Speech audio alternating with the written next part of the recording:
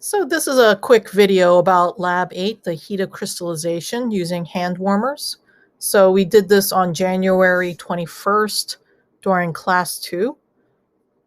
So this lab, you're trying to do calorimetry and measure the heat released from one of these hand warmers. Let me show you the hand warmer I have here. Here is one in the shape of a heart. Okay, so this hand warmer has a little metal disc in it, and if you click it, you activate it, and it turns, it basically takes this super saturated solution of sodium acetate and and makes it start to crystallize. We'll talk all about like solubility, equilibrium, how super saturating a solution, how that is a non-equilibrium situation, but right now we've got this hand warmer, and we're going to look at the heat released from it. So from your lab kit, you should find this. You should find your thermometer. Graduated cylinder we actually didn't need unless you had to measure the water. Styrofoam cups should be in your lab bag, or a coffee cup, paper coffee cup. You'll need water, your balance, something to wipe up spills if you spill. So the first step is to do the pre-lab. Pre-lab was first to draw a particle representation of this solution before the hand warmer is activated. So here I just showed people how you could click on this image, the Google drawing, and then if you hit edit, you can make ions and put the ions in. You'll also need to add some H2O molecules showing how they surround the ions in the supersaturated solution. So that's part one of the pre-lab. And then the particle interactions that are present, we have interactions between the water and the ions. So try to remember what those are called, as well as IMFs between the water particles. So think about what IMF's water has. So then we get into the procedure. So a little bit about the procedure. You need to get the masses of things. 1 and 2 are pretty self-explanatory. But for number 3, to determine how much water is necessary, what you need to do is, for your container, is to put your hand warmer in this coffee cup and then add water to submerge your hand warmer, right? Because we want the water to be covering the hand warmer so that when you activate it and release the heat, that water is getting heated up. And you'll have to determine how much water is necessary, so you could fill it up and then weigh this whole thing together.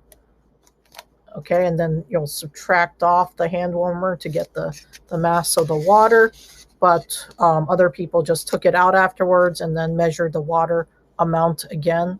So there are different ways to do it, but either way, you need to determine how much water is going to be in your cup that's necessary to submerge your hand warmer. So record that.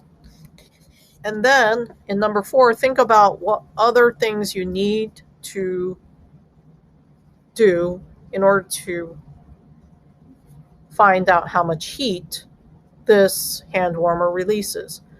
So one of the things as a group we discussed is that we're going to need the initial temperature of the water, okay, before we snap this, because we want to see, right, the change in temperature of the water due to our hand warmer.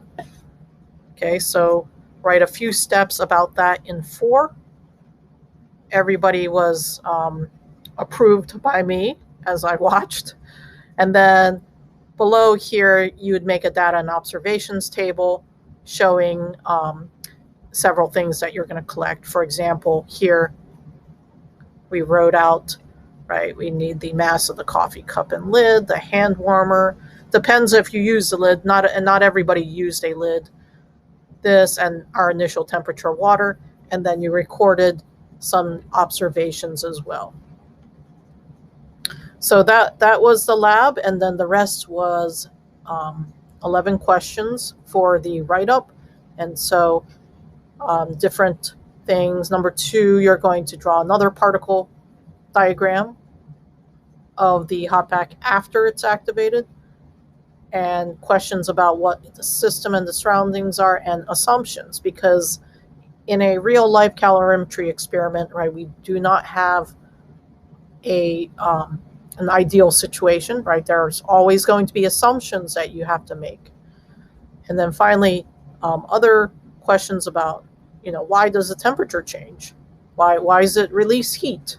Why is it a hot pack? What's going on? Like, think about the bonds that you break and form, and why you get a net release of heat from the bonds and interactions. And then you'll calculate the heat released, and a few more questions, and then finally you'll calculate the delta H of the reaction, and we'll see what people get and see how close they get to the actual heat of crystallization. So, short explanation on the lab. If you have questions, please let me know.